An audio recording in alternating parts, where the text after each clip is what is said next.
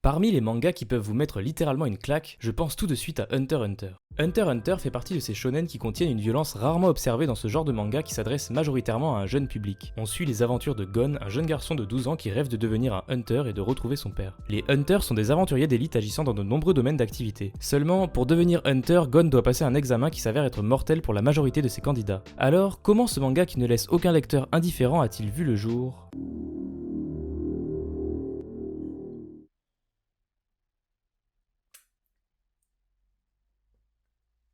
Vous êtes sur la chaîne de Sio et on est parti pour le 8ème épisode de Storyjin.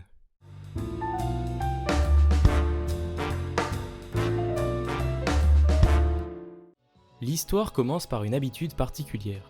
Yoshihiro Togashi a expliqué qu'il a l'étrange habitude de collectionner des objets de toutes sortes et cela l'a inspiré à nommer son manga en plaçant le mot Hunter dedans. Hunter qui, traduit littéralement, veut dire chasseur mais que l'on peut rapprocher au terme de collectionneur. Comme les chasseurs de Pokémon, c'est des chasseurs mais ils les collectionnent, ils les chassent pas à la carabine. Il finira par se décider sur le nom d'Hunter x Hunter alors qu'il regardait Downton, une émission à la télé où le présentateur répète souvent ces mots pour faire rire le public. Au passage, le X présent dans le titre du manga est silencieux si vous l'ignoriez, donc prononcer Hunter x Hunter n'est pas vraiment fidèle au titre de l'œuvre. Comme pour son manga précédent Yu Yu Hakusho, Togashi réalisera ses illustrations au stylo plume et à l'encre de Chine et il se mettra à faire la colorisation sur un iMac. Oui, Hunter x Hunter a commencé sur ça.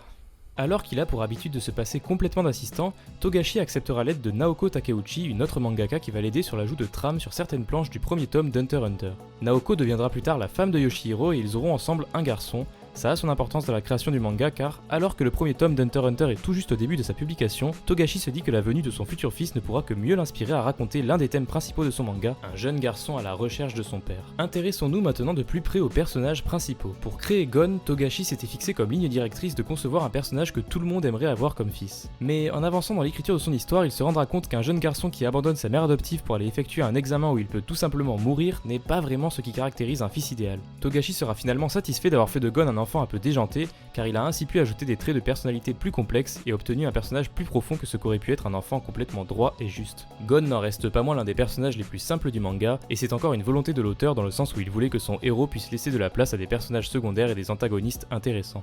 Pour ce qui est de Killua, on peut supposer que Togashi s'est pas mal inspiré d'un de ses personnages tirés de son manga Yu Yu Hakusho. En effet, le personnage de Hiei partage de nombreux traits avec Killua. Les deux ont connu une enfance particulièrement dure, ils ont subi des tortures et ils ont été poussés à assassiner dès le plus jeune âge. Les deux sont extrêmement rapides, ils n'ont aucun scrupule à assassiner leurs opposants de la manière la plus brutale qui soit, ils ont chacun des sœurs qu'ils cherchent à protéger, et encore de nombreuses autres similitudes existent entre ces deux personnages. Killua n'est malgré ça pas une copie conforme de Hiei, il y a bien sûr des différences entre ces personnages, l'une d'entre elles étant qu'on peut voir Killua sourire dans Hunter x Hunter, là où Hiei ne sera jamais vu en train de sourire dans Yu Yu Hakusho. On peut faire ce même genre de comparatif pour le personnage de Kurapika avec Kurama, un autre protagoniste du manga Yu Yu Hakusho. Parmi les multiples similitudes, on peut citer que les deux personnages sont des fins stratèges qui planifient leurs attaques à l'avance, ils ont une rapidité d'apprentissage hors norme, ils ont une apparence androgyne qui est même soulignée dans leurs mangas respectifs par certains personnages. Kurama manipule les plantes pour attaquer d'une manière proche de Kurapika avec sa chaîne, et on peut remarquer tout simplement que leurs noms partagent les mêmes 4 premières lettres. Kurapika serait également inspiré des Zomu, ce sont des insectes géants qu'on retrouve dans le manga Nausicaa de la vallée du vent. Genre, ce petit blondinet est inspiré de ça? Ouais, je l'ai pas, hein. En creusant un peu, j'ai trouvé que les yeux des Zomu deviennent rouges quand ils s'énervent, une caractéristique similaire aux Scarlet Eyes de Kurapika. Concernant les Olio, on peut également lui trouver quelques points communs avec Kazuma de Yu Yu Hakusho. Entre autres, ils sont les plus grands en taille de leur groupe, ils ont des objectifs professionnels semblables, ils ont souvent des scènes comiques de conflit avec le plus petit membre du groupe, Killua pour les Olio et Hiei pour Kazuma, et ils sont considérés comme les moins forts de leur groupe au combat. Bon là normalement vous vous dites que Togashi il a juste pris son ancien manga, il a fait copier-coller, il a sorti Hunter x Hunter et vous avez un peu raison. Car on peut dresser encore un autre parallèle entre les deux mangas de Togashi. Le personnage de Suzuki a la faculté de se transformer en différentes apparences, et lorsqu'il se change en clown, on peut observer une larme bleue dessinée sous son œil gauche rappelant un autre clown bien marquant dans Hunter x Hunter, lui.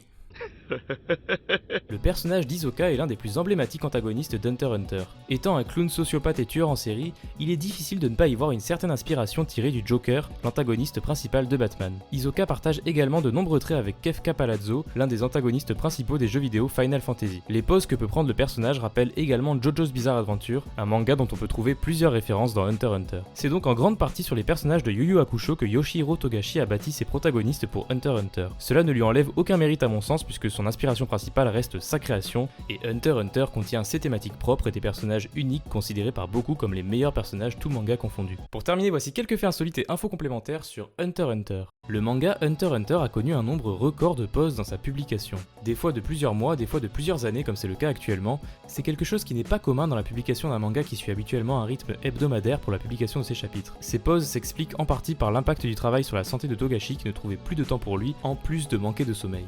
Les fans ont théorisé que le personnage d'Hisoka pourrait être le 5e protagoniste du groupe. Si l'on s'intéresse aux dates de naissance des personnages, on sait que Leolio est né le 3 mars, Kurapika le 4 avril, Gon le 5 mai et Killua le 7 juillet. On observe une récurrence dans toutes ces dates et il y a tout juste un écart pour la date de naissance d'Hisoka qui est effectivement né le 6 juin. Sinon c'est peut-être juste un détail que Togashi s'est amusé à placer sans raison particulière. L'une des inspirations de Togashi que l'on n'a pas encore abordée est H.R. Giger, l'artiste plasticien connu pour avoir créé notamment la créature d'Alien. On peut en déduire l'intérêt que Togashi porte à dessiner des monstres ou des personnages difformes. Et c'est sur ce dernier fait que s'achève ce Storyjin. J'espère qu'il vous a plu, Hunter x Hunter faisait partie des œuvres les plus citées dans vos suggestions, donc je me devais de traiter ce manga au plus vite. J'attends comme d'habitude de nouvelles suggestions pour de prochains Storyjin en commentaire. Je compte sur votre abonnement et votre petit like, ça aide la chaîne à progresser. Sur ce, c'était Sio, ciao, à la prochaine.